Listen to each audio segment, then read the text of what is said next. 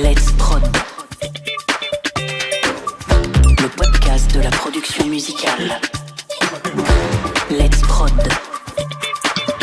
par DJ Network, l'école des DJ et du son. Bonjour à toutes et tous, bienvenue dans ce nouveau numéro de Let's Prod, le podcast de la production musicale. Au programme de cet épisode, comment intégrer les bonnes playlists. Ces 10 dernières années, l'industrie musicale a dû se réinventer. La crise du disque qui a sévi au début des années 2000 a engendré une chute du chiffre d'affaires mondial. Grâce au streaming, l'industrie musicale a pu rebondir et connaît à nouveau une croissance économique. Des entreprises comme Spotify, Deezer ou encore Tidal ont changé les habitudes de consommation de la musique et sans doute dessiné les contours de ce que sera l'industrie musicale de demain. Mais comment ces plateformes fonctionnent-elles ? Quels sont les nouveaux métiers qui ont vu le jour ? Nous allons parler des différents moyens de générer des revenus en streaming et des bonnes pratiques pour être plus visible sur ces plateformes devenues incontournables. Pour commencer, nous accueillerons Dorian Perron, fondateur de la plateforme Groover. Groover est une jeune entreprise française ayant pour vocation de mettre en relation des artistes avec des professionnels du secteur, en les aidant par exemple à rejoindre les playlists des plateformes de streaming. Avec lui, nous verrons comment ce système fonctionne et comment cela peut vous aider à promouvoir vos projets musicaux.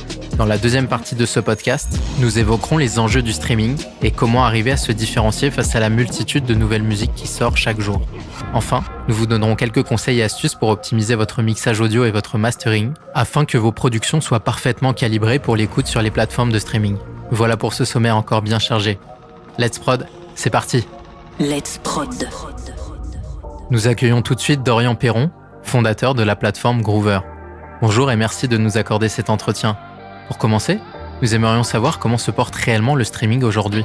Je pense que par rapport à il y a quelques années où il y avait vraiment aucun artiste qui tirait des revenus pertinents du streaming, aujourd'hui ça change. Il y a évidemment les poids lourds qui touchent des revenus intéressants grâce au streaming et qui arrivent à vraiment développer une visibilité. Et je pense qu'il y a toute une classe d'artistes, je dis classe volontairement un peu de manière clivante, mais qui peut être une sorte de classe moyenne, on peut dire, d'artistes qui vont faire suffisamment d'écoute et de stream pour pouvoir tirer des revenus intéressants. Je crois que c'est Believe, et nous on le voit même avec Groover, qui parlait sur le fait qu'il y avait un objectif d'avoir à terme au moins 1 million d'artistes qui arrivent à tirer un revenu qui permet de vivre, ou en tout cas de survivre correctement juste via le streaming. Donc c'est un objectif qui est ambitieux mais qui est un minimum quand on sait qu'il va y avoir potentiellement 50 millions de créateurs musicaux d'ici 2025. Après, c'est vrai qu'il y a un sujet qu'il faut faire beaucoup d'écoute pour arriver à tirer quelque chose, parce que je crois que c'est effectivement 4 € pour 1000 streams. Donc voilà, faut faire beaucoup d'écoute quoi. C'est un peu la direction dans laquelle pousse la plateforme.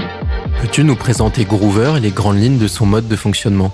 Alors Groover, c'est une plateforme qu'on a créée il y a maintenant 3 ans. Enfin, ça fait 3 ans qu'elle est en ligne. Et c'est une plateforme en ligne sur laquelle les artistes et leurs représentants peuvent entrer en contact avec les médias, radios, curateurs de playlists, labels, éditeurs, tourneurs, managers de leur choix. L'idée, c'est qu'il y a un peu 3 types de contacts, 3 grands types de contacts.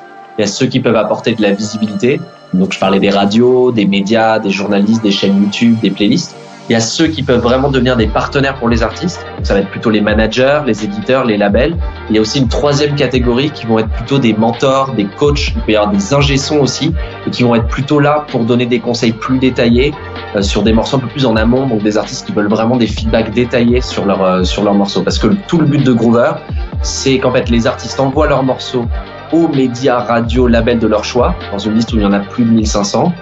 Le modèle économique, c'est qu'ils vont payer 2 € par contact sélectionné. Donc, s'ils en sélectionnent 20, ça va être 40 €. S'ils en sélectionnent 30, ça va être à peu près 60 €. C'est à peu près la moyenne aujourd'hui, même si ça peut partir beaucoup plus bas. On peut mettre 10 balles et derrière, on peut mettre beaucoup plus d'argent si ça fonctionne bien et qu'on peut contacter plus de personnes.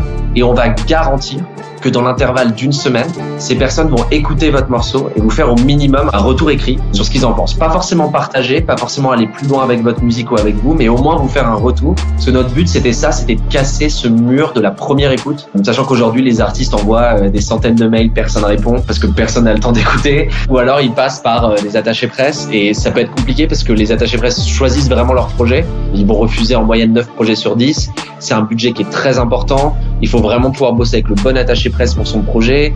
Quand on démarre, c'est pas forcément pertinent alors que personne nous connaît d'avoir un attaché presse, c'est peut-être plus pertinent après dans son projet. Et donc on voulait créer cette voie qui permet à n'importe quel artiste qui a un morceau qui sort de pouvoir contacter des médias et des pros et d'avoir cette garantie de retour, sachant que s'il n'y a pas de retour dans l'intervalle d'une semaine, vous récupérez en tant qu'artiste des crédits pour contacter d'autres personnes. Donc en fait, on garantit vraiment ce retour de manière efficace et idéalement des partages et des opportunités qui peuvent en découler.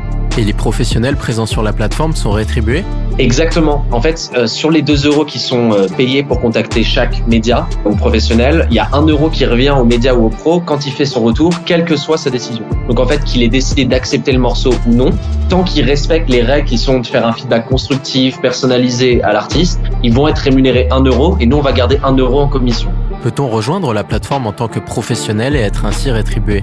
Ouais, on peut. Il y a des critères par contre. Et nous, on trie sur le volet les médias et professionnels qui sont présents sur Groover. Là où tous les artistes peuvent utiliser Groover tant qu'ils ont un morceau avec un lien SoundCloud ou YouTube, il n'y a pas de frein. De l'autre côté, par contre, on contrôle vraiment la qualité des médias et professionnels qui sont présents selon plusieurs critères.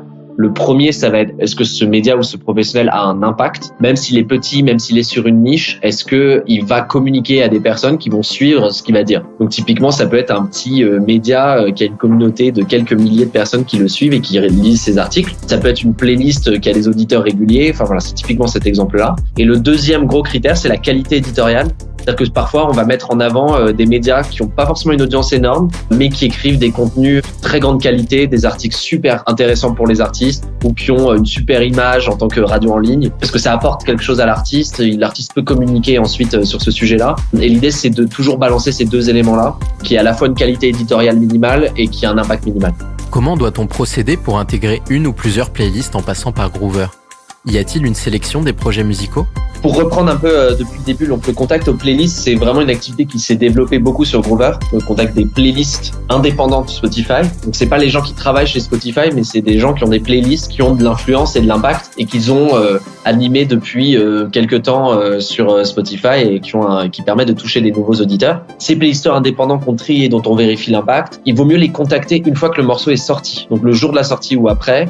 Pour une raison simple, c'est que eux vont avoir envie d'avoir tout de suite le lien Spotify parce qu'ils vont avoir un traitement des morceaux qui est beaucoup plus rapide qu'un média qui va devoir écrire un article, qui va prendre du temps, etc. S'ils vont aimer le morceau que vous leur envoyez, ils vont souvent l'ajouter tout de suite à leur playlist. Donc en fait, si le morceau n'est pas encore sorti, ça peut aussi être pour eux une raison de refuser le morceau, même s'ils l'aiment bien, parce qu'ils n'auront pas le temps en fait de revenir dessus. Donc le premier conseil que je donne, c'est vraiment attendez que votre morceau soit sorti, le jour de la sortie ou après pour l'envoyer. Et vous pouvez l'envoyer bien après sa sortie, parce que les curateurs de playlist sont moins regardants sur le fait que ça soit une nouveauté ou pas. Donc si votre morceau est sorti il y a 6 mois ou est sorti il y a 1 an et que vous pensez que le playlister ça peut lui plaire et qu'il connaît pas votre musique, vous pouvez complètement les contacter. Ça fait complètement sens et ça peut tout à fait marcher. Ensuite, de leur côté, sur Groover, eux prennent une décision de soit vous faire juste un retour, soit décider d'ajouter le morceau à leur playlist. Donc, si vous font un retour, ils peuvent vous dire, par exemple, c'est pas vraiment dans notre ligne éditoriale, sachant que nous on couvre plutôt ça, ou j'ai bien aimé ça, mais j'ai moins aimé ça, etc. Mais s'ils acceptent le morceau, en fait, ils vont vous dire, je vais l'ajouter à telle playlist. Soit ils le font immédiatement et ils vous partagent le lien de la playlist, soit ils vont pas le faire forcément tout de suite, mais vous serez prévenus quand ils vont le faire, parce qu'ils vont aussi remplir le lien de la playlist Spotify dans laquelle ils auront ajouté votre morceau. Et nous, au sein de la plateforme, on a un outil qui les aide à l'ajouter plus facilement à leur playlist, à le programmer, etc. Est-il aujourd'hui plus facile d'être playlisté en passant par un distributeur digital plutôt que par un agrégateur comme DistroKid ou iMusician ? Si tu m'avais posé cette question il y a 3 ans, j'aurais dit non. Mais aujourd'hui, je revois vraiment cette question-là. Parce qu'en fait, le fait est que TuneCore, Spin-Up, iMusician, CD Baby, DistroKid, en fait, ils vous font payer un frais fixe et que vous fassiez 10 millions de streams ou un stream, ça ne change rien pour eux. Donc en fait, ils vont pas défendre votre projet auprès des éditos, des équipes éditoriales, des plateformes de streaming parce que ça change rien pour eux. Ils ont pas de système de pitch. Ce qui est intéressant avec un distributeur digital, c'est que le modèle est différent. Ils vont prendre un pourcentage en fait de vos royalties plutôt que vous faire payer un frais fixe. Et donc comme ils vont prendre 10% par exemple, c'est souvent la moyenne 10 ou 15%, parfois ça peut être plus, eux ça va justifier que leur but va être que vous fassiez plus de stream et d'écoute. Donc ils vont être poussés à aller le présenter à des éditos de plateformes de streaming pour que ça rentre. Ça veut pas dire que ça arrivera parce que les places sont chères et très limitées, mais en tout cas c'est sûr que vous avez plus de chances d'y arriver si vous avez un distributeur qui défend votre projet auprès des éditos parce qu'il va toucher un pourcentage des streams si jamais ça marche pour vous et que vous entrez dans une playlist que si vous passez par un agrégateur simple. Peut-on atteindre les curateurs travaillant directement pour les plateformes de streaming ou même des major labels en utilisant Groover ? Alors, on en a rencontré beaucoup, des curateurs éditoriaux chez Spotify, Deezer, Apple Music. Aujourd'hui, on n'a pas encore trouvé la bonne passerelle. Il y en a certains auxquels on envoie des recommandations de morceaux qui ont particulièrement bien marché sur Groover pour créer un peu un pont de découverte de leur côté et apporter de la diversité, mais c'est pas toujours facile. Côté major, c'est un peu pareil. En fait, on a rencontré pas mal de directeurs artistiques de Polydor, Electra, Parlophone. Et pareil, on leur présente des projets où on pense que ça peut être pertinent pour eux. Par contre, on a du mal à les convertir, à s'inscrire directement sur Groover parce qu'ils se font bombarder et qu'en fait, ils ont pas le temps et que eux, de leur côté, ils vont signer 5 à 10 projets par an. Ils prennent peu de risques, en fait, sur les projets. Ils vont souvent signer des projets qui marchent déjà, ce qui est une grosse frustration pour nous aussi et qui nous embête. Par contre, il va y avoir pas mal de beaux labels indépendants. Là, je prends un exemple. On vient d'inscrire Balagan, qui est un des nouveaux labels de Vagram, sur de la musique électronique instrumentale, qui eux cherchent des projets à signer. Il va y avoir Cracky Records, il va y avoir des labels comme assez importants au Brésil ou en Italie qui ont signé des projets et qui ont signé des artistes. On a eu plus de 500 signatures en label, éditeur, tourneur, manager depuis le début de Groover. Donc ça a des partenaires qui sont plus indépendants et un peu plus petits ou taille intermédiaire que des plus gros, mais c'est souvent un super pont et un super tremplin. Quels sont les styles musicaux qui ont le plus de chances d'être playlistés ? Alors nous, le but depuis le début, ça a été d'être super éclectique, de pas avoir une couleur musicale particulière. Après, c'est sûr qu'il y a les genres, il y a des genres dominants, des genres de tendance qui marchent mieux. En tout cas, pour lesquels il y a plus de médias et pros disponibles. On va plus dire les choses comme ça. Ça va être plutôt tout ce qui est musique indie, pop, rock, folk. Il y a beaucoup de monde. Ensuite, ça va être les musiques électroniques. Et bien sûr, rap, hip-hop, où on a de plus en plus de contacts et de plus en plus d'artistes. Ça, c'est un peu les courants dominants. Mais on a aussi énormément de curateurs sur d'autres genres plus de niche, plus de niche. Il peut y en avoir en jazz. Il y en a aussi sur de la musique classique ou néoclassique ou ambiante. On va avoir beaucoup de playlisters qui aiment bien ça, qui sont spécialisés là-dedans et qui ont des belles audiences. Là, c'est des exemples, mais musique du monde aussi, musique africaine. On a beaucoup développé le Brésil. Donc, en fait, les musiques brésiliennes aussi, ça fonctionne très bien. Donc ça, c'est des sujets. L'idée, c'est de pouvoir couvrir un peu tout ça. On a aussi des médias et des pros qui couvrent le métal, le hard rock. Donc, l'idée, c'est vraiment de pouvoir représenter toutes les tendances et qu'un artiste, quand il arrive sur Groover, il trouve toujours des contacts pour lui. La tendance semble aller vers une réduction de la durée des morceaux. Confirmes-tu cette tendance ? C'est sûr que, en fait, il y a un truc qui se reproduit, qui est un peu ce qui était le truc des radios à l'époque, c'est que les radios diffusaient des morceaux de 3 minutes ou moins. Et il y a un peu le même sujet sur Spotify, c'est-à-dire que les places sont chères. Ça vient du système de rémunération de Spotify qui fait que ils vont vous comptabiliser un stream à partir de 30 secondes écoutées. Et donc, en fait, quelqu'un qui va écouter votre morceau de 10 minutes épique rock progressif et quelqu'un qui va écouter un morceau de 1 minute 30 kické en rap, en fait, ça va rapporter la même chose en termes de revenus, ce qui est assez frustrant. Personnellement, j'aimerais arriver à avoir à un moment une plateforme de streaming qui s'engage sur une rémunération plutôt sur la durée d'écoute que sur le nombre d'écoutes. Je trouve que ça serait hyper pertinent parce que ça permettrait de donner cette liberté de format. Il y a aussi les playlists, les curateurs de playlists qui en fait ont envie que leur playlist soit écoutée pas mal en entier ou que beaucoup de morceaux soient écoutés et qui du coup vont avoir tendance à mettre peu de morceaux très longs parce que ça va empêcher en fait de développer l'audience de leur playlist vu que les personnes qui vont arriver vont avoir un temps limité et s'ils écoutent 15 minutes de leur playlist, ils vont écouter que 2 morceaux au lieu d'en écouter 6 par exemple. Donc il y a cette tendance-là, je confirme vraiment qu'il y a cette tendance en tout cas dans certains styles musicaux. Je pense qu'un morceau comme Shine On You Crazy Diamonds de Pink Floyd aujourd'hui, où ils ont leurs 6 parties, en fait, ils auraient fait les 6 parties coupées. On voit aussi des gens qui mettent des interludes d'un peu plus de 30 secondes et qui, pareil, vont compter en stream. Je pense que c'est plus à quel point vous avez envie au niveau de votre art, d'être très pur et de faire le format que vous avez envie au départ, ou est-ce que vous avez envie d'être malin et créatif avec le système tel qu'il est? Si vous avez envie d'être malin et créatif avec le système tel qu'il est, il y a plusieurs méthodes. Il y a celle-là, faire des morceaux courts, les couper, faire des albums avec 20 pistes qui s'enchaînent. Voilà, il peut y avoir ces éléments-là. Et après, il y a une autre méthode à laquelle je pensais qui est pas mal, qui peut être un tips, une astuce, qu'on fait récemment Parcells, qui a sorti son premier single. Ils ont sorti un deuxième single, ils l'ont sorti comme un 2 titres en remettant leur premier single comme le deuxième titre du 2 titres. Et ensuite, ils ont sorti leur troisième single en le sortant comme un 3 titres en remettant les 2 premiers titres en dessous. Et puis quand ils ont sorti l'album, ils ont killé ces singles-là. Mais en fait, à chaque fois qu'il y avait un single qui sortait, personne qui venait écouter le single, dans la foulée écoutait le morceau qui était déjà sorti avant. Donc ça permettait de contribuer à faire monter le volume des streams et continuer de pousser la tendance de morceaux qui étaient sortis avant. Et ça marche plutôt pas mal. Il suffit de garder le même code ISRC et ça fait pas de doublon en fait. Ça garde vraiment le morceau avec la comptabilisation du nombre de streams. Et c'est une méthode qui est faite de plus en plus par les labels qui se renseignent sur ces méthodes un peu modernes et qui entachent pas du tout l'œuvre ou la manière dont elle est présentée et en même temps profitent bien du système. Quelles sont les perspectives de Groover dans les années à venir ? Faire grossir suffisamment l'entreprise pour la revendre à une major, peut-être ?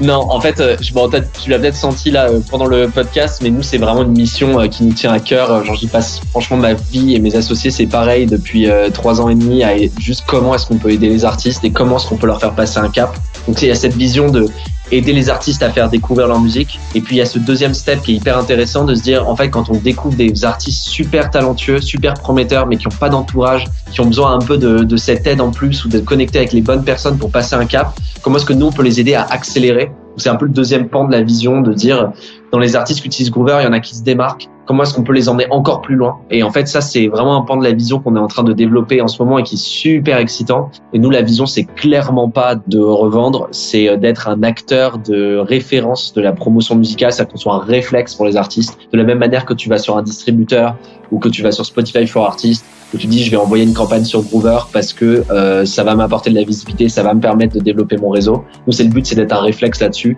Et à côté de ça, de développer un peu deux pans qui sont les conseils aux artistes plus globaux sur leur développement de carrière et de leurs projets. On a avec le blog, le podcast, on va essayer de développer d'autres choses à venir parce qu'on sent que ça aide beaucoup. Je fais beaucoup d'ateliers aussi, j'adore ça et c'est chouette de pouvoir aider les artistes de manière concrète. Et le deuxième pan, c'est ce côté pour le top des artistes qui utilisent Groover mais qui ont encore vachement besoin d'aide et d'accompagnement. Comment est-ce qu'on les pousse encore plus loin et que potentiellement on en fait des super artistes qui arrivent à vivre de leur musique ou même carrément des superstars. C'est pas forcément l'objectif numéro 1, c'est plus de les aider à vivre de leur musique. Mais il y a un peu ces deux tendances qui étirent le modèle. Merci à Dorian Perron pour ces réponses précises qui vous aideront sans doute à mieux mettre en avant vos projets musicaux sur les plateformes de streaming. Enchaînons sans plus attendre avec notre deuxième sujet consacré aux enjeux du streaming. Let's Prod, le podcast de la production musicale. Le streaming représente aujourd'hui plus de la moitié du chiffre d'affaires de l'industrie musicale. Être présent sur ces plateformes devient donc quasiment indispensable. Mais comment arriver à se différencier face à la grande quantité de musique qui sort chaque jour? Il faut tout d'abord comprendre que l'essentiel des écoutes se fait au travers des différentes playlists. Ces dernières sont généralement gérées directement par la plateforme de streaming elle-même, en partenariat avec les 3 majors que sont Sony Music, Warner et Universal. De ce point de vue, vous avez donc peu de chances d'intégrer des playlists influentes sans être signé dans l'une de ces 3 maisons de disques. Fort heureusement, dans ce monde digital, des sociétés spécialisées dans la distribution pourront mettre en avant votre musique sur les différentes plateformes de streaming sans que vous ayez à intégrer l'une des 3 majors. C'est le cas par exemple de Believe Digital ou Idol qui proposent ce genre de service. Rien ne vous empêche donc de produire vous-même vos morceaux et de signer un contrat de distribution avec ce type de société. C'est d'ailleurs la façon de procéder de très nombreux artistes. Si vous désirez rester totalement indépendant, c'est-à-dire même au niveau de la distribution, vous pouvez essayer de contacter des curateurs. Les curateurs comme Groover sont de véritables managers de playlists et sont continuellement à la recherche de nouveaux artistes et de nouveaux morceaux. En parallèle, il serait pertinent d'être édité. L'éditeur musical sera en quelque sorte le représentant commercial de votre musique et mettra tout en œuvre pour placer celle-ci le plus souvent et le mieux possible dans le but de générer des écoutes et donc des revenus. C'est l'éditeur qui travaillera par exemple pour que votre musique soit utilisée dans une publicité, un film, un jeu vidéo ou tout autre contenu multimédia. On parle alors de synchronisation à l'image. Un éditeur digne de ce nom travaille aussi généralement en étroite collaboration avec les radios. Parmi bien d'autres, nous pouvons citer des sociétés d'édition comme Warner Music Chapel ou encore Because Music. Parallèlement à tout ça, ne négligez pas les chaînes YouTube. Elles sont pour la plupart créées par des passionnés de musique qui sont à la recherche de nouveaux artistes émergents. Prenons le cas du producteur français Petit Biscuit, repéré par la chaîne Electroposé. Son titre Sunset Lover engrange de nombreuses vues sur la plateforme vidéo avant d'être intégré à une playlist Spotify influente qui lancera véritablement sa carrière. Enfin, ayez toujours à l'esprit de travailler une identité artistique complète et cohérente. A minima, cette identité doit être musicale et visuelle. Vous devez aussi penser à développer vous-même votre fanbase, notamment sur les réseaux sociaux. C'est le meilleur moyen pour lancer votre carrière et commencer à engranger un nombre conséquent de streams. De plus, vous devez montrer que vous êtes capable de développer seul une fanbase avant d'intéresser les plus grands labels. Terminons cet épisode de Let's Prod avec quelques techniques de mixage et de mastering, ayant pour but de vous aider à mieux sonner sur les plateformes de streaming. Let's Prod. Les plateformes de streaming ont mis en place un système de bridage de niveau sonore pour harmoniser le volume entre chaque morceau et assurer à l'auditeur un volume d'écoute constant. L'unité de mesure est ici le LUFS. Spotify ou encore Deezer brident le volume moyen autour de -14 LUFS. On peut alors se demander s'il est utile de masteriser à des niveaux LUFS importants, sachant que la plateforme va finalement réduire le niveau du morceau. Plutôt que de parler de LUFS, il faut plutôt s'intéresser à ce qu'on appelle la dynamic range, c'est-à-dire l'écart en décibels entre les crêtes du son et le volume moyen. Cette dynamic range est en réalité plus importante que le niveau moyen LUFS. L'algorithme Spotify permet par exemple d'aller jusqu'à 9 dB de dynamic range. Ainsi, si les crêtes de votre morceau arrivent à 0 dB, vous pouvez sans problème masteriser autour de -9 LUFS et obtenir ainsi 9 dB de dynamic range. Contrairement à une idée reçue, ce ne sont pas les crêtes qui donnent la sensation de volume perçu, mais bien la dynamic range. Pour la réduire, il faudra faire appel à de nombreuses techniques d'ingénierie sonore. Nous pouvons citer la compression, la limitation, la compression parallèle ou encore la saturation. La formation mixage et mastering proposée par DJ Network explique en détail toutes ces techniques qui permettent d'optimiser ce que nous appellerons le rendu sonore, en streaming comme pour n'importe quel autre mode de diffusion. Qu'en est-il de la qualité audio proposée par chaque plateforme ? Eh bien, elle est différente sur chacune d'entre elles. Tidal et Apple Music, par exemple, proposent un service de streaming haute qualité, tandis que la plupart de leurs concurrents ne proposent en général que des versions MP3 compressées. Chaque plateforme possède son propre algorithme de conversion. Avant de sortir officiellement un morceau, nous vous conseillons de l'uploader sur un premier compte fantôme via un agrégateur. Ceci vous permettra d'écouter votre morceau sur les plateformes, d'évaluer la qualité de conversion et de procéder éventuellement à des ajustements. J'espère que nos conseils sur le sujet vous auront intéressé. Si c'est le cas et que vous voulez que Let's Prod continue, pensez à nous soutenir en laissant un commentaire et bien sûr un maximum d'étoiles sur votre plateforme préférée. À très vite pour un nouveau numéro de Let's Prod. Let's Prod. Le podcast de la production musicale. Let's Prod. Par DJ Network, l'école des DJ et du son.